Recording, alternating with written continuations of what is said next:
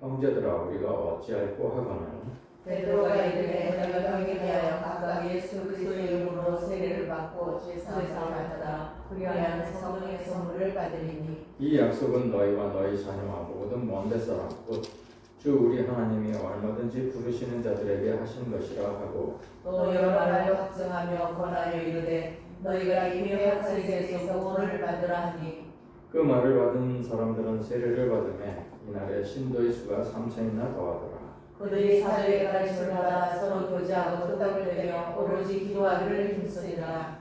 사람마다 두려워하는데 사도들로 말미암아 기사와 표적이 많이 나타나니 믿는 사람이 다 함께 있어 모든 물건을 서로 통용하고 또 재산과 소유를 팔아 각 사람의 필요를 따라 나눠주며 날마다 마음을 같이하여 성전에 모이기를 힘쓰고 집에서 떡을 떼며 기쁨과 순전한 마음으로 음식을 먹고 다 같이요. 하나님을 찬미하며 또 온 백성에게 칭송을 받으니 주께서 구원받는 사람을 날마다 더하게 하시니라.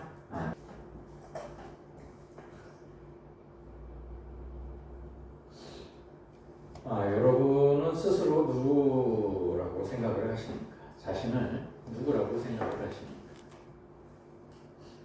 사람들이 당신은 누구입니까? 라고 물어보면 여러분들은 뭐라고 대답을 하시겠습니까? 이것이 바로 정체성을 얘기합니다. 다시 말하면 여러분은 누구십니까? 라고 물어보는 것은 당신의 정체성은 무엇입니까? 라는 얘기입니다. 마이크 펜스라고 하시나요? 네, 미국의 부통령입니다. 그는 자신의 정체성을 아주 간결하고 분명하게 세 가지로 얘기를 했습니다.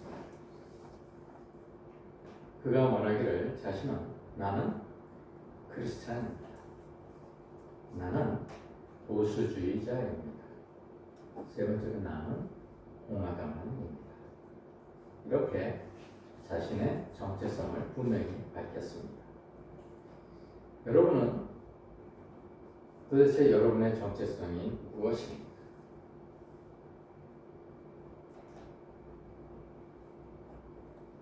제가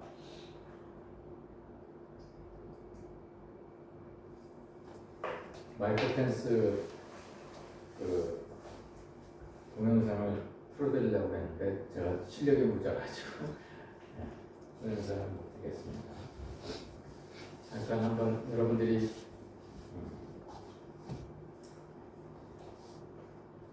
잘 생각을 해보시고 마이크 펜스가 지난 9월달에 그 선거 전에 프레이어 마칭이라는 행사를 열었는데 워싱턴 그 광장에서 여러 사람들이 모인 자리에서 여러분들이 하나님께 대통령과 나라를 위해서 기도를 해주십시오 이렇게 부탁을 하는 것을 들었습니다. 참 부러웠습니다. 미국이라는 나라가 이렇게 힘이 있는 나라구나 이런 생각을 하게 되었습니다. 자신의 종교를 모든 사람들에게 대중 앞에서 부통령이라는 공직자가 나는 크리스찬이라는 것을 분명히 밝히는 그런 나라. 우리나라는 그런 나라가 되지 못하고 있어요. 우리나라는 내가 크리스찬입니다라고 대통령이 얘기하면 온갖 욕을 다 들어먹는 그런 나라입니다. 그런데 이 나라는 나는 크리스찬입니다라고 당당하게 얘기할 수 있는 나라. 내가 크리스찬이기 때문에 나는 크리스찬으로서의 행동을 합니다 라고 분명하게 얘기할 수 있는 나라. 이 나라가 바로 하나님께서 원하시는 나라, 하나님께서 기뻐하시는 나라가 아닌가 싶습니다. 지난 2주간 우리는 거듭남의 본질에 대해서 나눈 바가 있습니다.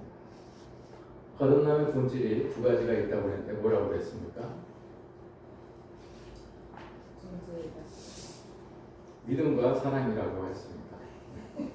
기대하지 않았습니다. 저도 여러분들 자리에 앉아 있었으면 대답 못했을 것 같습니다. 2주간에 거쳐서 한 주는 믿음에 대해서 여러분과 나눴고 한 주는 사랑에 대해서 여러분과 나눴습니다. 그래서 거듭남의 본질은 믿음과 사랑입니다. 제가 지난주에 제 아내와 강원도에 갔다 왔습니다. 삼척에서 시작해서 7번 국도를 타고 고성까지 이제 쭉 올라가면서 여행을 했는데 그 삼척 근처에 환선굴이라는 데가 있더라고요.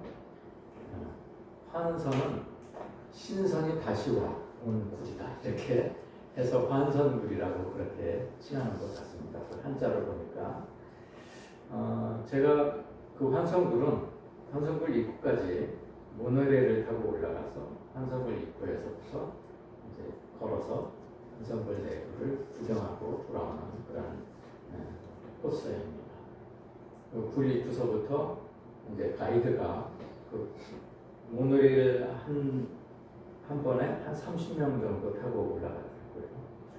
근데 그 입구에서부터 이제 가이드가 그 30명을 대상으로 이어폰을 다 나눠주고 이제 자기가 마이크로 이제 설명을 해주는 거예요. 큰 소리를 할 수 없고 또 뒤에 있는 사람은 잘 안 들릴 테니까 참 좋더라고요. 이게 좀 청소를 제대로 하나 깨름직하긴 했으나 귀에 끼고 있으니까 어디에 있든지 내가 어디에 있든지 가이드가 하는 소리를 명확하게 들을 수 있고 그래서 참 좋았습니다. 가이드가 얘기를 안 할 때는 또 음악이 이렇게 들려서 간간히 음악을 들으면서 구경을 했습니다. 근데 제 앞에 바로 앞에 어떤 아주머니가 할머니인데 아주머니가 관절이 굉장히 안 좋으셨던 것 같아요. 그래서 그 계단이 참 많았는데 그 계단을 뒤로 내려가시더라고요. 이렇게 앞으로 못 내려가시고 뒤로 내려가시는 것 같습니다. 그런데 갑자기 이제 가이드 소리가 딱 그치고 음악이 나왔습니다. 그런데 음악이 무슨 음악인지 굉장히 신나는 음악이었어요. 유행가였는데 굉장히 그 트로트 같은 거였는데 굉장히 박자가 빠른 그런 음악이 나왔습니다. 그런데 그 앞에 가던 그 관절이 아픈 그 아주머니가 음악이 나오니까 갑자기 이러는 거예요. 관절이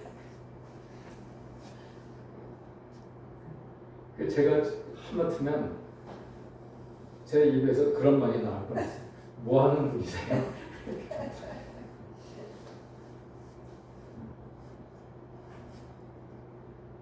그분이 분명히 그 댄스 하시는 분은 아닐 것 같은데, 근데 제가 나중에 그 불에서 나오면서 그분이 타는 버스를 이렇게 보니까 충남에서 오신 분인 것 같더라고요. 충남 번호판입니다.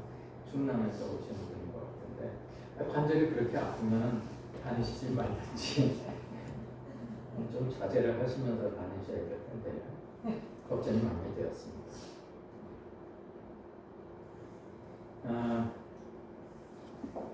본질이란 그 자체가 가지고 있는 원래의 성질을 얘기합니다.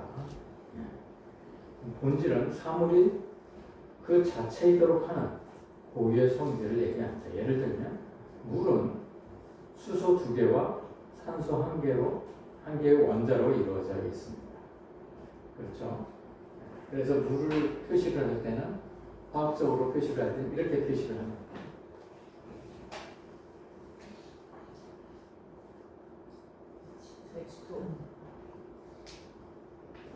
이렇게 표시를 하죠.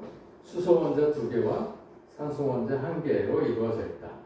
이것이 우리가 여지껏 알고 있는 전부, 물의 전부입니다. 네, 이게 다는 아니겠죠. 네, 물의 전부입니다. 이게 물의 본질입니다.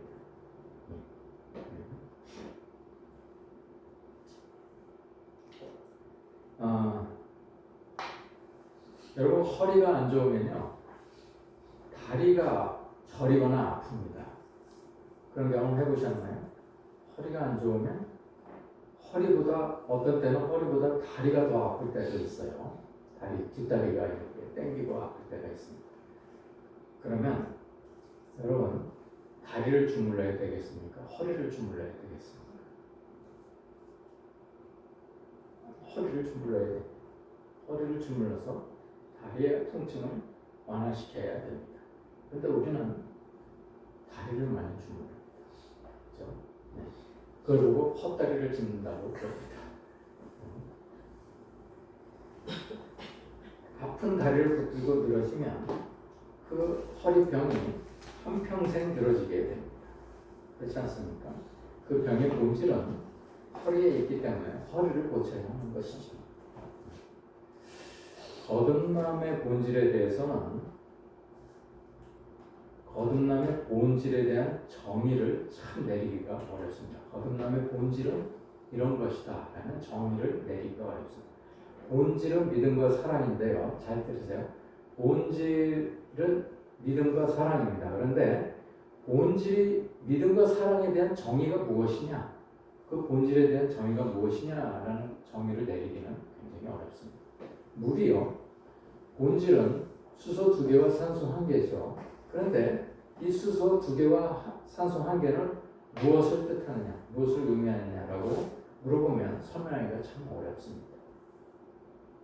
이것이 왜 물의 성질을 가지고 있는지 설명하기가 어렵기 때문에 그렇습니다. 스테판 찬옥은 그 본질에 대한 정의를 내리기가 어려운 이유를 4가지로 설명을 했습니다. 첫 번째는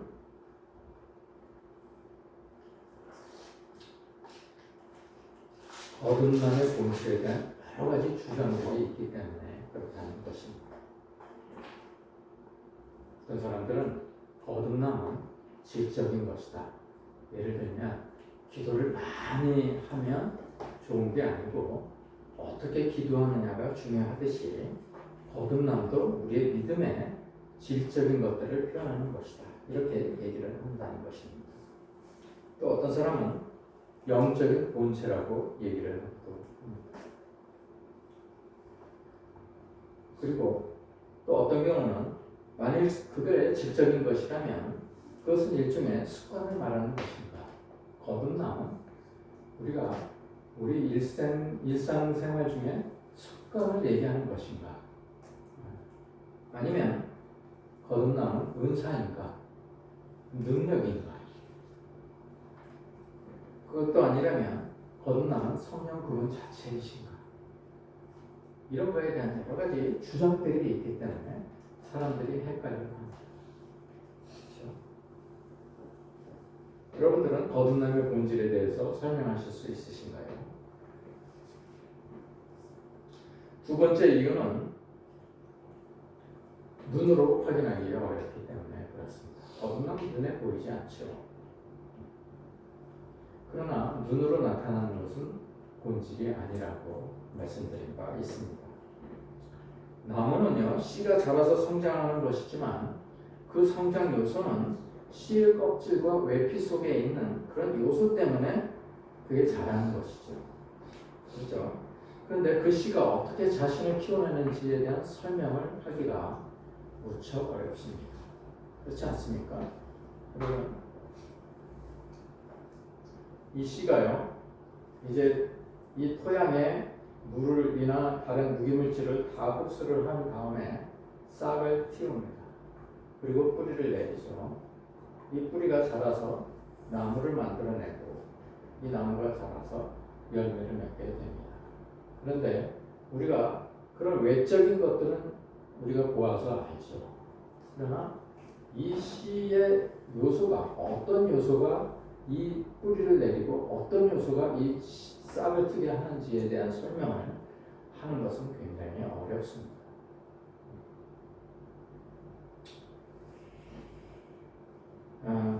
우리는 무엇을 잘 아는 것 같지만 사실 아는 게 별로 없습니다. 더구나 본질에 대해서는 더더욱 아는 게 없습니다. 우리 의술이 아무리 발달했다 하더라도, 과학이 아무리 발달했다 하더라도 우리 인간은 손톱 하나 만들지 못합니다. 그 본질을 알지 못하기 때문에 그렇습니다. 세 번째 이유는 우리의 태생적인 무지 때문입니다. 우리는 거듭남의 역사는 고사하고 우주의 근본 원리에 대한 이해도 없습니다. 그죠? 우주가 얼마만큼 큰지, 우주가 어떤 원리로 작동되는지, 성경에서는 혼돈의 시대에서 질서의 시대로 하나님께서 말씀하시니 질서의 세계가 되었다. 카오스 세계에서 코스모스 세계로 변했다라는 것만 알려주고 있습니다. 그런데 그것이 어떤 원리로 작동되는지는 우리는 알지 못합니다. 과학자들이 아직도 그것을 연구하고 있습니다. 우리가 알고 있는 것은 전체 중에 COT 일부분, 먼지만큼밖에 알지 못하기 때문에 그렇습니다. 경건의 비밀도 헤아리기가 어렵죠. 그래서 베드로는 그것을 마음에 숨은 사람이다 이렇게 설명했습니다. 베드로전서 3장 3절 말씀입니다. 너희의 단장은 머리를 꾸미고 금을 차고 아름다운 옷을 입는 외모로 하지 말고 오직 마음에 숨은 사람을 온유하고 안정한 심령에 썩지 아니할 것으로 하라. 이는 하나님 앞에 값지는 것입니다. 마음에 숨은 사람을 갖고 오라는 얘기입니다. 이것이 하나님 앞에서 값진 것이다. 우리는 마음속에 숨겨져 있는 것을 잘 보지 못합니다. 그렇죠? 왜 그렇습니까? 우리가 부패하였기 때문에 그렇습니다. 네 번째 이유는 한 번도 경험해보지 못했기 때문에 그렇습니다. 우리는 요즘 한 번도 경험해보지 못한 세상을 살고 있습니다. 우리는요, 경험하지 않는 것에 대해서는 설명할 수가 없습니다. 그렇죠? 설명하기가 무척 어렵습니다. 괜히 어렵게 빙빙 불려서 얘기를 합니다. 본질을 파악하지 못하기 때문에 그렇죠. 그래서 거듭나지 않은 사람에게 거듭남이란 이해하기가 참 어려운 숙제이기도 합니다. 그런데요, 우리가 반대로 분노, 흥분, 불신 이런 태생적인 부분 같은 거 있죠. 죄악 이런 것들에 대해서는 너무도 쉽게 이해합니다. 그렇지 않습니까? 굳이 설명 안 해줘도 너무나 잘 압니다. 거듭남에 대해서는 아무리 설명해줘도 이해하기가 힘든데 그런 죄악들에 대해서는 너무나 이해하기가 쉽습니다. 왜 그렇습니까? 우리가 그런 사람이기 때문에 그렇습니다. 너무나 잘 알고 있습니다. 그러면 거듭남의 정체는 과연 무엇일까요? 거듭남의 정체를 모르니까 우리는 막연한 생각으로 거듭남을 향해서 그냥 달려만 가고 있습니다. 거듭났으면 좋겠는 거예요. 어떻게든 우리는 거듭나기만 하면 좋겠다 라고 생각하고 하나님께 거듭나게 해달라고 기도를 하고 거듭남이 회개부터 시작된다니까 우리가 회개할 수 있도록 해달라고 기도만 합니다. 그렇게 죽을 때까지 달려도 우리는 결국 거듭남에 이르지도 못할지도 모릅니다. 그렇지 않습니까? 본질을 파악하지 못하기 때문에 그렇습니다. 본질에 대한 정의도 내리지 못하기 때문에 그렇습니다. 포도나무의 정체성은 포도에 있습니다. 포도 열매에 있습니다. 만일 포도나무가 포도를 열지 않으면, 포도 열매를 맺지 않으면 그 나무는 정체성을 잃어버린 것입니다. 그렇지 않습니까? 그래서 주님은 무화과나무를 저주하신 거죠. 정체성을 잃어버렸기 때문에 그렇습니다. 그리스도인으로서의 정체성을 잃으면 너희도 저주를 받을 것이라는 주님의 메시지인 것입니다. 무화과나무를 괜히 나무 하나 가지고 못 살게 굴려고 그러시는 게 아니고요. 너희들 잘 봐라. 이렇게 열매를 맺지 않으면 너희가 정체성을 갖지 않으면 그리스도인으로서의 정체성을 갖지 않으면 너희도 지켜서 불에 던져질 것이다. 이렇게 말씀을 하시는 것입니다. 자, 그럼 우리가 거듭남에 대해서 한번 생각을 해보도록 하겠습니다. 거듭남이란 무엇입니까? 거듭남은 내가 바뀌어지는 것이 아니고요. 내 주인이 바뀌는 것입니다. 사단이 내 주인이었다가 하나님께서 내 주인이 되시는 것을 말하는 것입니다. 그게 뭐라고 그랬죠? 회개라고 그랬습니다. 답을 알려주면 잘 이해가 되는데 물어보면 잘 대답을 잘 못하겠어요. 이게 회개의 문제. 너무나 결국 회개의 문제입니다. 회개는 내가 어떤 가시적인 잘못을 저질러가지고 내가 그 잘못을 뉘우치는 것을 말하는 것이 아니라고 그랬습니다. 회개는 내가 내 주인이 되었던 삶에서 하나님이 내 주인이 된 삶으로 바꾸는 것을 말하는 거죠. 이게 죄라는 것이죠. 내가 내 주인이 되어서 살았던 삶이 내 죄고 내 잘못이라는 것입니다. 이것을 뉘우치고 하나님께서 내 주인이 되시도록 내가 마음을 작정하는 것. 그것이 회개라고 했습니다. 사단은요, 내 자아를 자꾸 일으킵니다. 자아가 뭐라고 했습니까? 오늘 얘기하는 것입니다. 지정의를 얘기하는 것이죠. 내 자아를 자꾸 일으켜서 내 자아를 찾게 만듭니다. 인문학에서 요즘에 인본주의적인 인문학이 자꾸 그런 나는 누구인가를 자꾸 발견하게 해서 내 자신을 파악하게 함으로 내 자신의 행복을 추구하고자 합니다. 그렇죠? 네. 자꾸 죄를 키우는 것입니다. 우리는 지정의를 죽여야 되는 것이죠. 그것이 세상 학문과 우리가 다른 것이죠. 마귀는 자꾸 지정의를 자꾸 세워서 하나님과 우리를 멀어지게 합니다.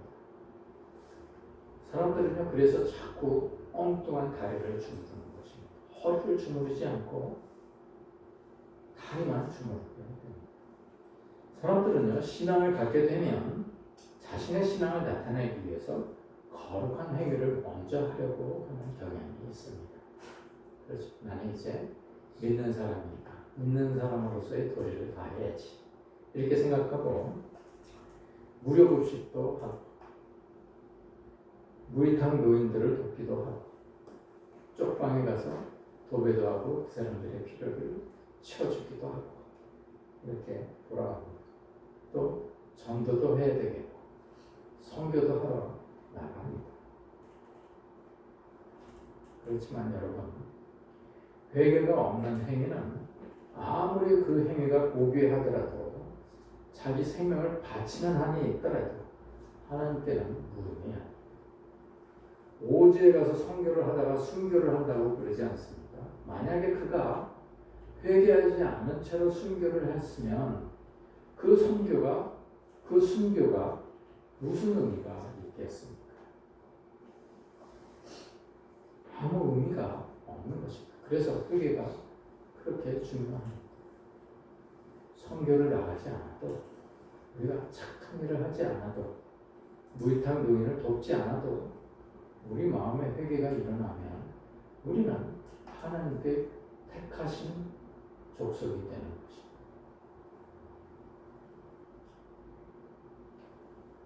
우리가 회개하지 않은 채로 선한 일을 하는 것, 고귀한 일을 하는 것, 이런 것을 성경은 불법이라고 얘기합니다.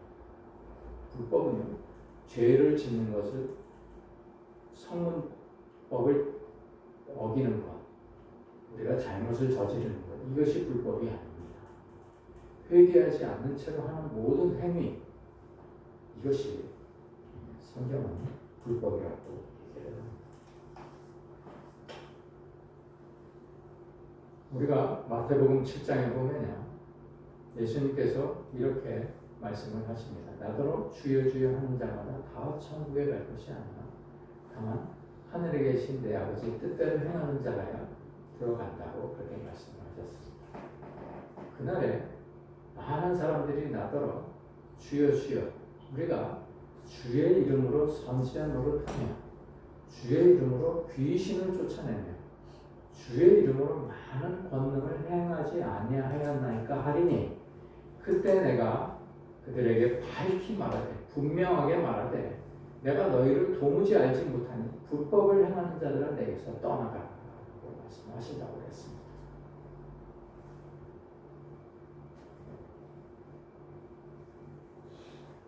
불법을 행하는 자, 회개하지 않은 자가 하는 모든 일들을 말합니다. 우리는 다만 그릇일 뿐입니다. 그렇죠? 이 그릇 안에 무엇을 담고 있느냐에 따라서 그 그릇의 내용의 종이 됩니다.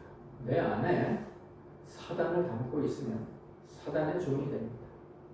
내 안에 하나님을 담고 있으면 우리는 하나님의 종이 되는 것입니다.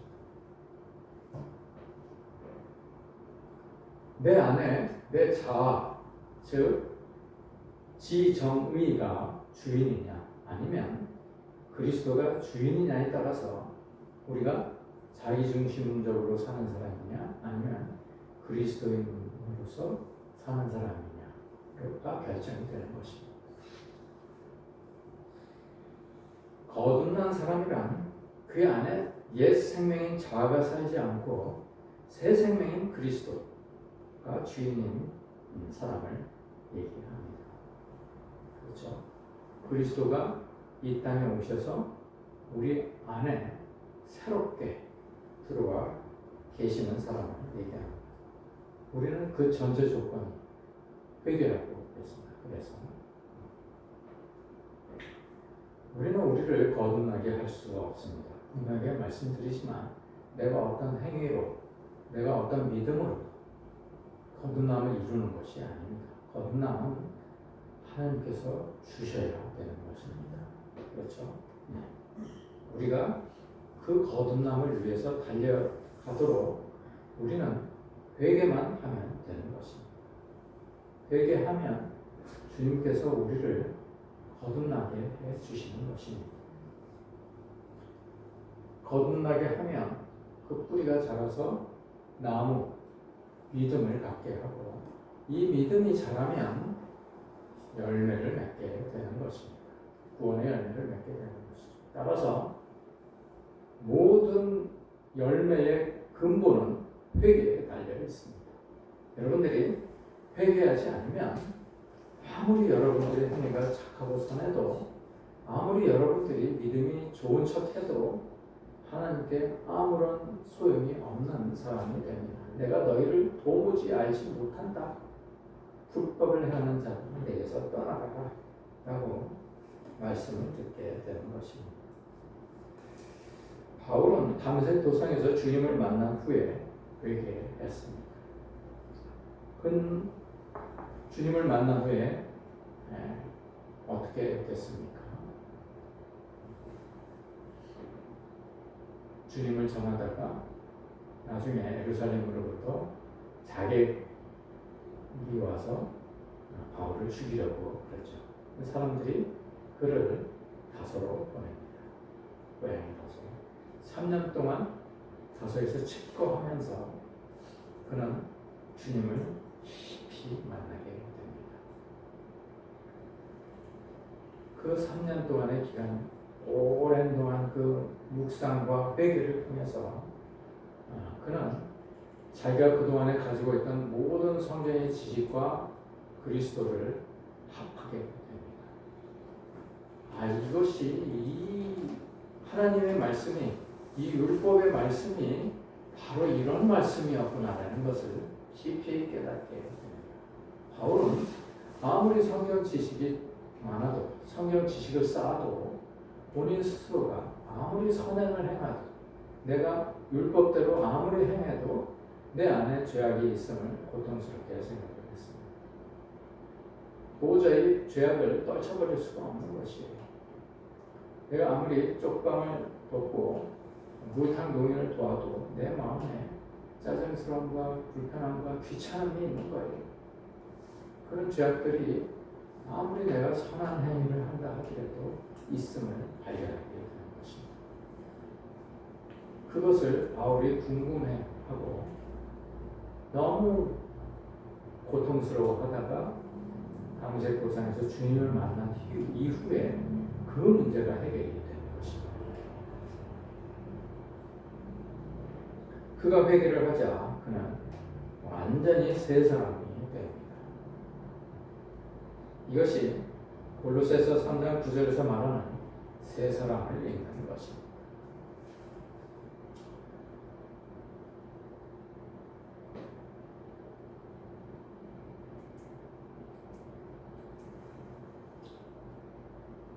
너희가 서로 거짓말을 하지 말라. 옛사람과 그 행위를 벗어버리고 새 사람을 입었으니 이는 자기를 창조하신 이의 형상을 따라 지식에까지 새롭게 하심을 입은 자이죠. 그래서요, 거듭난 사람이란 쉽게 말하면 새 사람을 입는 사람을 말합니다. 그가 주님이 이끄시는 대로 모든 일을 행하고 주님이 이끄시는 대로 모든 갈 길을 가자. 그 말이 무슨 말입니까?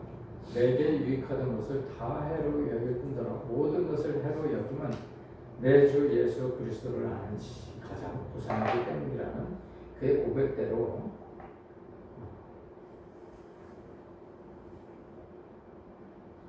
내게 유익한 모든 것을 다 해로 여기는 그러한 마음을 가지자 세상이 그의 빛으로 변해 갔습니다. 베드로는 오순절 다락방 사건 이후 회개했습니다. 그때서야 회개를 한 것입니다.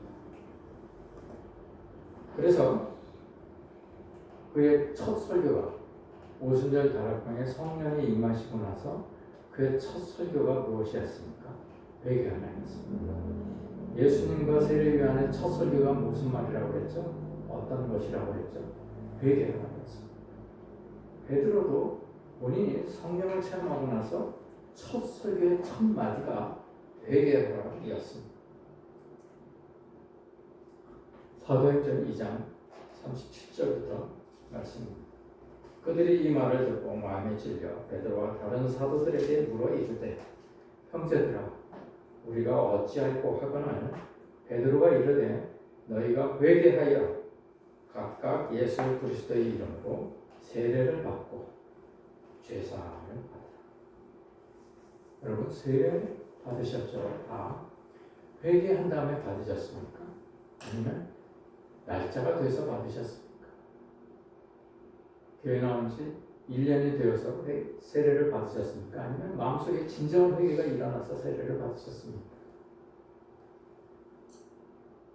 회개한 다음, 세례는 회개한 다음에 받는 것입니다. 그런데 우리 교회는 회개하는 것은 관심이 없습니다.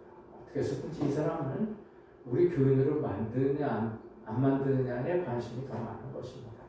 그래서 1년만 지나면 이제 세례 받을 때 됐잖아. 이렇게 얘기를 하는 것입니다. 그래서 세례를 주고 교인으로